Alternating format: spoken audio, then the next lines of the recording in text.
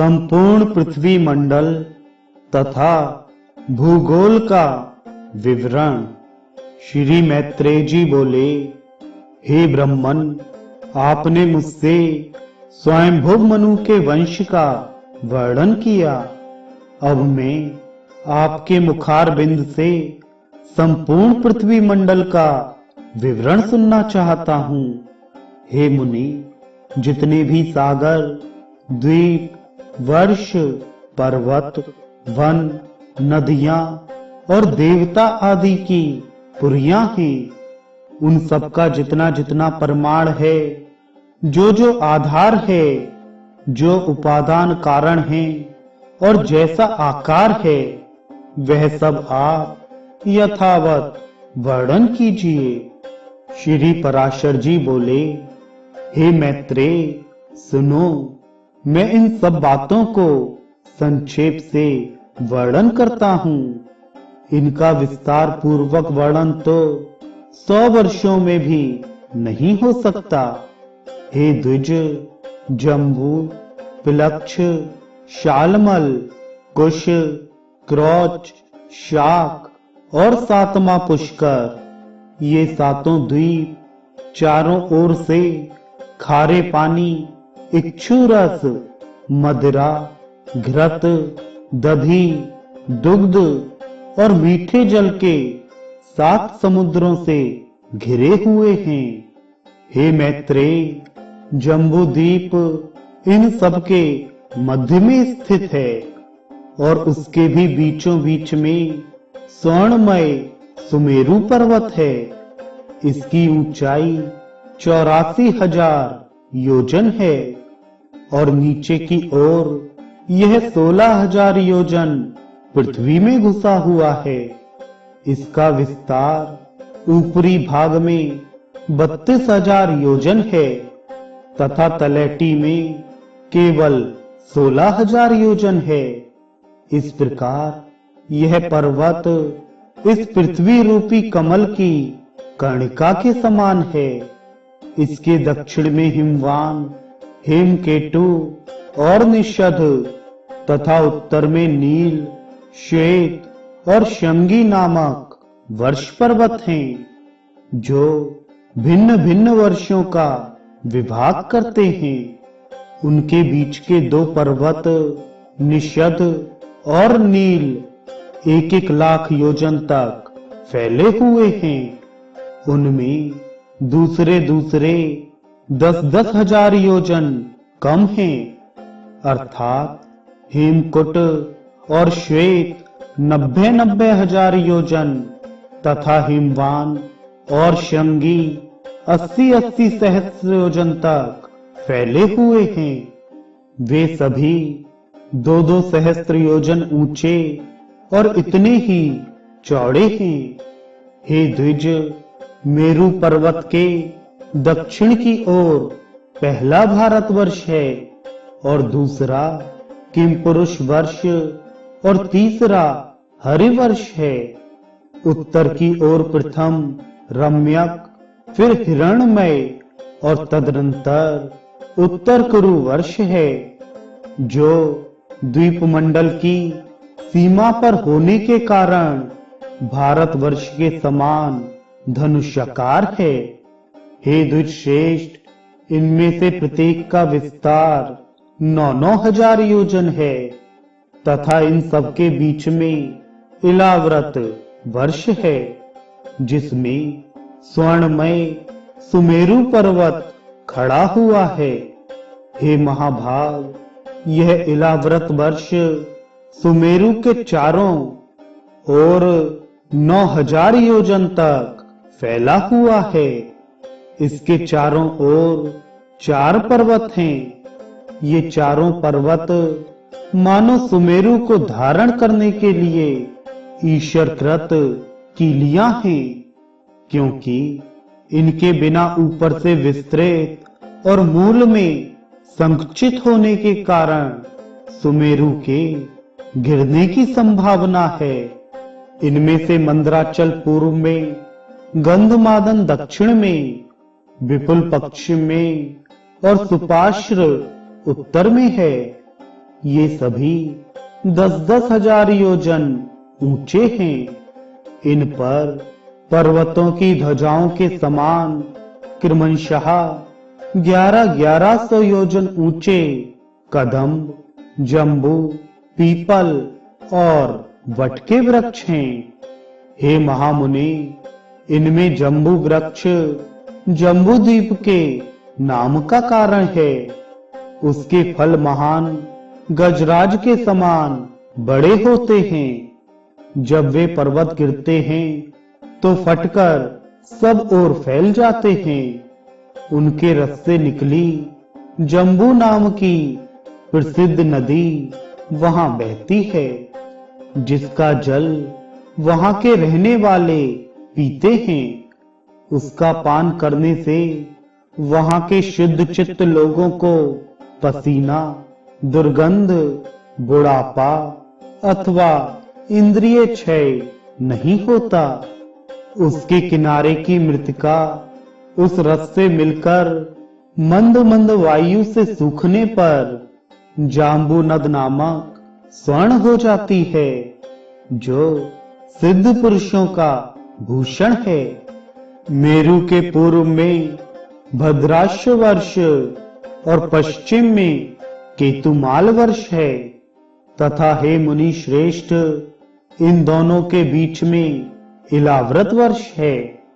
इसी प्रकार उसके पूर्व की ओर चैत्ररथ, दक्षिण की ओर गंधमादन, पश्चिम की ओर वैभराज और उत्तर की ओर नंदन नामक वन है तथा सर्वदा देवताओं से सेवनीय अरुणोद, महाभद्र, असितोद और मानस ये 4 सरोवर हैं। हे मैत्रेय, शीतांब, कुमुंद, कुरुरी, माल्यवान तथा वेंकक आदि पर्वत मेरु के पूर्व दिशा के केसराचल हैं। त्रिकुट, शिशिर, पतंग, रुचक और निषाद आदि केसराचल उसके दक्षिण ओर हैं। शिखीवासा, वैडूर्य, कपिल, गंधमादन और जारुधि आदि उसके पश्चिमीय केसर पर्वत हैं तथा मेरु के अति समीपस्थ इलाव्रत वर्ष में और जठरादि देशों में स्थित शंखकूट, ऋषभ, हंस, नाग तथा कालंज आदि पर्वत उत्तर दिशा के केसराचल हैं। हे मैत्रेय, मेरु के ऊपर अंतरिक्ष में 14 सहस्त्र योजन के विस्तार वाली ब्रह्मा जी की महापुरी ब्रह्मापुरी है।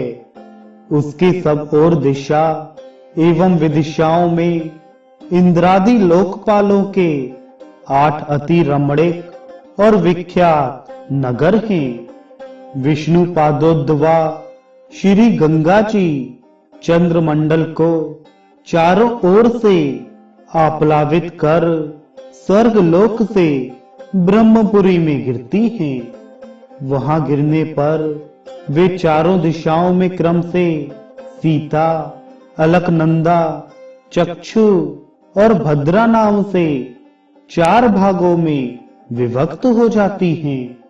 उनमें से सीता पूर्व की ओर आकाश मार्ग से एक पर्वत से दूसरे पर्वत पर जाती हुई अंत में पूर्व स्थित भद्राश्व वर्ष को पार कर समुद्र में मिल जाती है। इसी प्रकार हे महामुनि, अलकनंदा दक्षिण दिशा की ओर भारतवर्ष में आती है और 7 भागों में विभक्त होकर समुद्र में मिल जाती है। चक्षु पश्चिम दिशा के समस्त पर्वतों को पार कर केतुमाल नामक वर्ष में बहती हुई अंत में सागर में जाकर गिरती है तथा हे महामुनि, भद्रा उत्तर के पर्वतों और उत्तर कुरु वर्ष को पार करती हुई उत्तरीय समुद्र में मिल जाती है। माल्यवान और गंधमादन पर्वत उत्तर तथा दक्षिण की ओर नीलाचल और निषद पर्वत तक फैले हुए हैं। उन दोनों के बीच में कर्णिकाकार मेरु पर्वत स्थित है। हे मैत्रेय, मर्यादा पर्वतों के बहिर्भाग में स्थित भारत, केतुमाल, भद्राश्य और कुरुवर्ष इस लोक पद्म के पत्तों के समान हैं। जठर और देवकूट ये दोनों मर्यादा पर्वत हैं, जो उत्तर और दक्षिण की ओर नील तथा निषद पर्वत तक फैले हुए हैं। पूर्व और पश्चिम की ओर फैले हुए गंधमादन और कैलाश, ये दो पर्वत जिनका विस्तार 80 योजन है, समुद्र के भीतर स्थित हैं। पूर्व के समान मेरु की पश्चिम ओर भी निषद और पारयात्र नामक दो मर्यादा पर्वत स्थित हैं। उत्तर की ओर त्रिशंग और जारुधि नामक वर्ष पर्वत हैं। ये दोनों पूर्व और पश्चिम की ओर समुद्र के गर्भ में स्थित हैं। इस प्रकार हे मुनिवर, तुमसे जठर आदि मर्यादा पर्वतों का वर्णन किया, जिनमें से दो दो मेरु की चारों दिशाओं में स्थित हैं। हे मुनि, मेरु के चारों ओर स्थित जिन शीतांत आदि केसर पर्वतों के विषय में तुमसे कहा था, उनके बीच में सिद्ध चारण आदि से सेवित अति सुंदर कंदराएं हैं।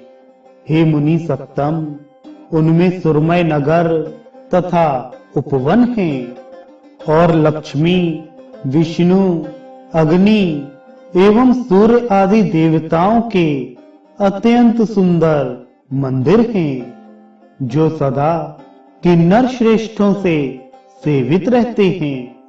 उन सुंदर पर्वत द्रोणियों में गंधर्व, यक्ष, राक्षस, दैत्य और दानव आदि अहर्निश क्रीड़ा करते हैं। हे मुनि, ये संपूर्ण स्थान पृथ्वी के स्वर्ग कहलाते हैं। ये धार्मिक पुरुषों के निवास स्थान हैं। पाप कर्मा पुरुष इनमें 100 जन्म में भी नहीं जा सकते। हे द्विज, श्री विष्णु भगवान भद्राश्य वर्ष में हयग्रीव रूप से, केतुमाल वर्ष में वराह रूप से और भारत वर्ष में कूर्म रूप से रहते हैं, तथा वे भक्त प्रतिपालक श्री गोविंद कुरु वर्ष में मत्स्य रूप से रहते हैं। इस प्रकार वे सर्वमय, सर्वगामी हरि विश्व रूप से सर्वत्र ही रहते हैं। हे मैत्रेय, वे सबके आधारभूत और सर्वात्मक हैं। हे महामुनि, किम पुरुष आदि जो 8 वर्ष हैं, उनमें शोक, श्रम, उद्वेग और क्षुधा का भय आदि कुछ भी नहीं है। वहां की प्रजा स्वस्थ, आतंकहीन और समस्त दुखों से रहित है, तथा वहां के लोग 10-12 हजार वर्ष की स्थिर आयु वाले होते हैं। उनमें वर्षा कभी नहीं होती, केवल पार्थिव जल ही है, और न उन स्थानों में कृत, त्रेता आदि युगों की ही कल्पना है। हे द्विजोत्तम, इन सभी वर्षों में 7-7 कुल पर्वत हैं और उनसे निकली हुई सैकड़ों नदियां हैं।